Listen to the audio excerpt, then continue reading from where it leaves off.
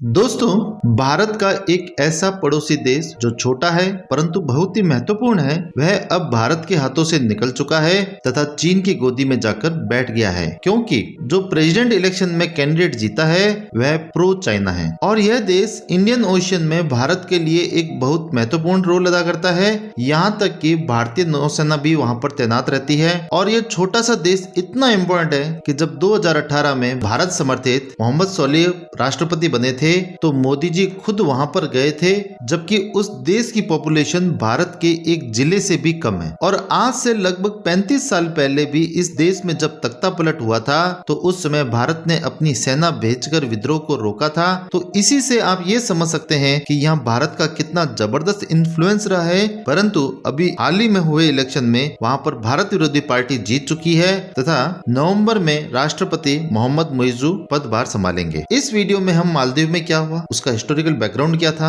इस पर डिटेल में बात करेंगे। परंतु आगे बढ़ने से पहले दोस्तों चैनल को सब्सक्राइब कर लें, फॉलो कर लें, जिससे आपके पास ऐसी इन्फॉर्मेटिव वीडियो जल्दी से जल्दी पहुंच पाए। दरअसल मालदीव में अभी अपोजिशन लीडर मोहम्मद मुइज़्ज़ू जो प्रो चाइना है वह सेकेंड राउंड में जीत चुके हैं और उन्होंने वर्तमान प्रेसिडेंट मोहम्मद सोलिह जो प्रो इंडिया है उनको हरा दिया है। दोस्तों, मालदीव की पॉपुलेशन कुल मिलाकर ही 5 लाख के आसपास है तथा वोटर वहां पर 2,80,000 है, अर्थात भारत के एक एमएलए सीट से भी कम वोट कुल मालदीव में है। और वहां पर 60% लोग किसी न किसी पार्टी से जुड़े हुए हैं और जो जिस पार्टी से जुड़ा हुआ है वह अपनी उसी पार्टी को ही सपोर्ट करता है। और यहाँ पर प्रेसिडेंट इलेक्शन फ्रांस की तर्ज पर होता है तथा विनिंग कैंडिडेट को 50% वोट लेना होता है, जो फर्स्ट राउंड में किसी को भी नहीं मिले थे। फर्स्ट राउंड में 8 कैंडिडेट थे तथा किसी को भी क्लियर बहुमत नहीं मिला था। तो फिर सेकेंड राउंड सिर्फ फर्स्ट व सेकेंड कैंडिडेट के बीच में होता है। तो प्रोफेशन से जो सिविल इंजीनियर तथा प्रो चाइना है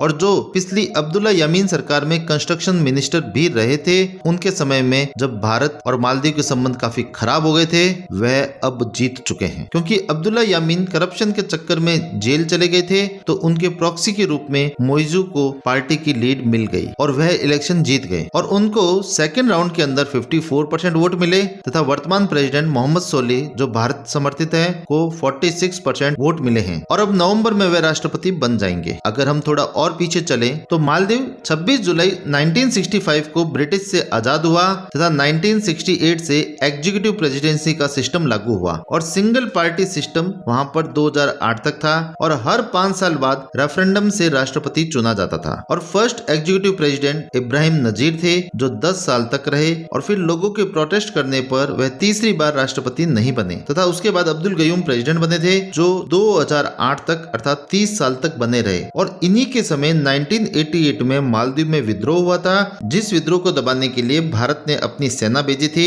और अब्दुल गयूम राष्ट्रपति बने रह गए थे। और फिर धीमे धीमे लोगों के विरोध करने पर नया संविधान 2008 में लागू हुआ तथा उससे भी पहले मल्टी पार्टी सिस्टम भी वहां पर लागू हो चुका था। और 2008 से विभिन्न पार्टियों के बीच हर 5 साल में इलेक्शन होता है और खास बात यह है कि अभी तक वहां पर कोई भी राष्ट्रपति री इलेक्ट नहीं हुआ। 2008 में मोहम्मद नसीद चुनकर आते हैं, परंतु धीरे धीरे ये चाइना की गोदी में बैठना शुरू कर देते हैं और 2012 में भारत को एयरपोर्ट बनाने का जो ठेका मिला हुआ था उसे वे कैंसिल कर देते हैं और इससे भारत को बहुत बड़ा झटका लगता है। और फिर 2013 में नए राष्ट्रपति चुनकर आते हैं अब्दुल्ला यामीन और यह तो पूरे चाइना के ही सपोर्टर थे। 2013 के बाद तो भारत मालदीव के रिलेशंस काफी खराब हो गए थे। चाइना के BRI प्रोजेक्ट को भी इन्होंने ज्वाइन किया था और इन पर ह्यूमन राइट्स अब्यूज करने के काफी सारे आरोप लगे थे और इन्होंने नसीद को ही जो इनसे पहले के राष्ट्रपति थे उनको जेल भेजने की तैयारी में लग जाते हैं।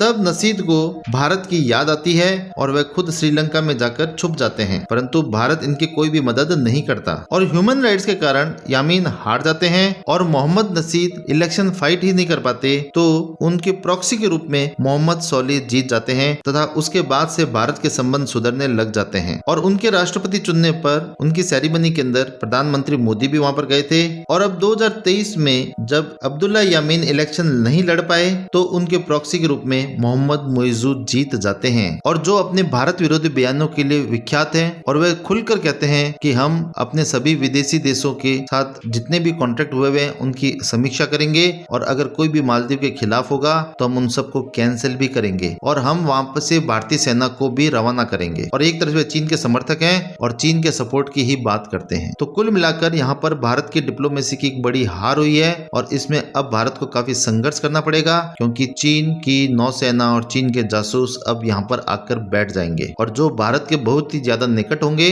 और इससे भारत को आने वाले समय में काफी समस्या होगी। तो लेट्स सी भारत अब इसमें क्या करता है, कैसे करता है। मालदीव के बारे में अभी काफी सारी घटनाएं सुनने को मिलेगी। आप इस चैनल को सब्सक्राइब कर लें, क्योंकि इससे संबंधित कोई भी न्यूज होगी तो हम आपको देते रहेंगे। Thank you for watching this video.